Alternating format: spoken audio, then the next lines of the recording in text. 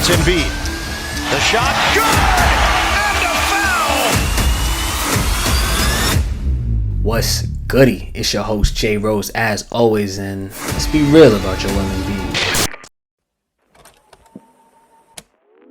Joel Embiid gets a lot more leeway than any other star in the NBA. If you see any other player of his caliber dropping off this much in the playoffs, they would not get away with it and they would get absolutely crucified. But for some reason, Joel Embiid gets away with it in the eyes of a lot of people and analysts, and I'm not going for it. I think Joel Embiid is overrated. Embiid has played with top-end talent and still hasn't made it out of the second round his entire career. That being said, you would think maybe he takes some of the onus of these losses, and he doesn't. Most of the time, he'll push it off on other players on the roster, even if they perform or not. Joel Embiid has been notoriously choking in the playoffs, whether it's a big moment or it's an entire playoff run. Joel Embiid is one of the most prolific scorers in the NBA in the regular season, just winning a scoring title this season. But if you exclusively watched him in the playoffs, you would not know that at all. Joel Embiid drops off very significantly in the playoffs. These last two playoffs, he's gone from 30 plus points in the regular season to around 23 in the playoffs. And of course, that comes with a huge percentage drop off for his efficiency as well. He only shot 17% from three in the playoffs this year, and his average is 33%. So I think that really is very disappointing from a player that you expect to come out in the postseason and perform. I hold Joel Embiid to a top 10 standard, an MVP standard. So with that being said, I expect him to not drop off so hard when the most important games of the season come. Averaging 23 points in the playoffs multiple times when you're supposed to be an MVP candidate is very embarrassing. Players like Luka Doncic, Devin Booker, and his contemporary Jokic all either raise their play in the playoffs or at least keep it steady. During the regular season, he looks like one of the most dominant forces in the league, and I'm not sure where that goes come playoff time.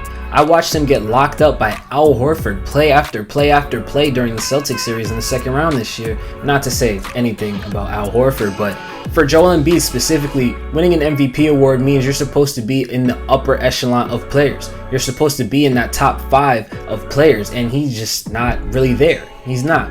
I don't see that from him in the playoffs, and it's been a consistent thing throughout his career. 2019, we give him a pass because Kawhi is on a legendary run and he's still a young player, only his second time in the playoffs. Okay. 2021, we give him another pass because Ben Simmons choked. 2023, what's our excuse now? There's nobody else to blame it on. Although James Harden didn't have the best series this time around, he is the only reason, and I mean the only reason, why the Philadelphia 76ers even got to 7 games in the first place. He had 2 great games, 2 MVP level games, and that's 2 more MVP level games than Joel Embiid had that series. Joel Embiid looked normal to bad at any point throughout that entire series, and he never looked like the MVP from the regular season. And this is just me being fair. I had the same criticisms for Jokic before he won a championship because he did not have much playoff success. Be it had more than Joel Embiid at the time, but still not a lot of playoff success. Difference being that Jokic will lose in the playoffs and still perform either up to par or better than his regular season numbers. Joel Embiid is not doing that. And the very least he could do is take accountability for having these drop-offs in the playoffs. Joel Embiid has openly said that he thinks that his teammates should have done more in this recent playoff run and they would have won these games, and it's the exact opposite. Almost every role player on the team did something to contribute in that game 7 to send them home, and Joel Embiid had 15 points. So I just find it very embarrassing that you can not only have 15 points, but let Jason Tatum absolutely go off for 51 on your team and then blame it on your teammates when they showed up and you didn't. You can't win alone. I can't win alone. Me and James, we just can't win alone. That's why basketball is played 5-on-5. So, we just need everybody to just, try to keep finding ways to get better, and we'll be fine. Embiid has also recently said that he just wants to win a championship, whether it's in Philadelphia or wherever else he can get one, and I just think that's very disingenuous of him. You've had very good rosters built around you. You've played with players like Jimmy Butler, James Harden, Ben Simmons. If you give Jimmy Butler or James Harden to a player like Luka or Jokic or Giannis, they're going to terrorize the league. So the fact that Joel Embiid really just hasn't been able to get it done while playing with an ample amount of talent throughout the years, not to mention the role players he's had like JJ Redick, Tyrese Maxey, Tobias Harris. He's played with guys, so the fact that he can't get it done really is just disappointing. To top it off, you can definitely see the talent. Joel Embiid shows off his repertoire almost every night during the regular season, so I need him to come into the postseason with that same tenacity. He looks like one of the best scorers ever in the regular season, doing things I've never seen done, moving away that he really shouldn't be moving. He has a force to him. He has an aggressiveness to him, and then you just see that just wilter away as the games go on in the postseason. Somebody's going to tell me, oh, but he was injured in the playoffs. That makes it worse. He's always injured in the playoffs. He's always hurt.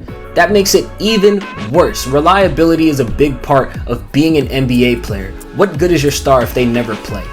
Kawhi Leonard gets criticism for this same exact thing, although I admit it's to a different extent, but Joel Embiid gets hurt a ton and is definitely prone to missing a chunk of games each year as well.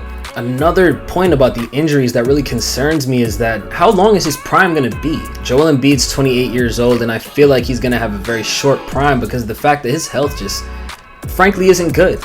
If you're going to be 7 feet tall and you're going to get hurt that often, especially leg injuries, it's going to slow you down. So how long is the window going to be for the championship? I think asking how many more seasons he's going to be elite for is a genuine question we should be asking. I hope he proves me wrong and can have a long and prosperous career, but the projections and the way that I see it going from how often he gets hurt now, even if it's just nagging injuries, it's concerning. I've seen a lot of people saying that Joel Embiid did not deserve his MVP award this year because of his playoff performance, and I just don't agree with that. First of all, because obviously it's a regular season award, but also because he had an MVP worthy season. I don't think the word I would use is didn't deserve it. However, I do think that there were other people more deserving of the award this season. This is definitely an MVP caliber season. 33 points and 10 boards. Joel Embiid was on a tear this season, and there's no doubt about that. But I just feel like players like Giannis and Jokic did have better seasons than him. Jokic didn't put up the scoring numbers, but he almost averaged a triple-double on the most hyper-efficient numbers I've probably ever seen. And Giannis beats Joel Embiid out in almost every metric besides scoring. I don't see how Joel Embiid was so far ahead in the rankings and in the votings when it really doesn't seem like, in a basketball sense, that he was the MVP this season. Once again, I'm not saying he didn't deserve, but, you know. One last thing I'd like to touch up on is the Embiid-Jokic debate, because I think it's officially over. Joel Embiid has underperformed in 2 playoffs straight, where Jokic has thrived, and even if we just look at this playoff run specifically, Jokic looked like the best player on the court playing against some top-tier competition. He went against LeBron, Anthony Davis, Devin Booker, KD, and was clearly the best player on the court in both of those series, and he got the championship on top of that. So I just don't really think there's a contest or an argument to be made for Joel Embiid at this point in time. Now that James Harden wants out of Philly, I have no clue what's next for the Sixers and Joel Embiid. I really do hope he can make something shake next season, or sometime in the future at the very least. It would be very disappointing if he went down in history as somebody who always dropped in the playoffs and always lost in the first or second round. I hate that for Embiid. I do want him to turn it around, but I just don't know how much time is left. Did the process work? But I just don't think the process ended up being what they wanted it to be. This was supposed to end up in a championship. They tanked really hard to get all these assets and players. They made moves to make their team better over and over and over. This team has had like a lot of variations of good rosters, and they still haven't been able to get it done. So I just don't know about Joel Embiid. I don't know if he's that guy that he's proclaimed to be as. I don't think he's that number one guy. I think he needs somebody better than him to step up, which I think is insane because he's an MVP winner, but it is what it is. And that's the end of the video. I'll catch y'all in the next one.